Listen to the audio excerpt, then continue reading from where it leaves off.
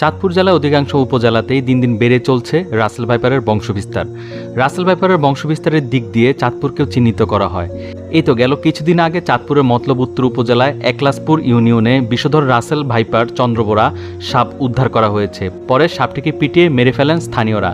আবার একই ইউনিয়নের বড়চর এলাকা থেকে একই প্রজাতির আরেকটি সাপ উদ্ধার করা হয়। এবার বোঝেন নিস্তব্ধভাবে কত সংখ্যা বাড়ছে তা আমাদের কারো জানা নেই। চলুন জেনে আসি বাংলাদেশের কোন স্থানে এই রাসেল ভাইপার প্রভাব বিস্তার করছে।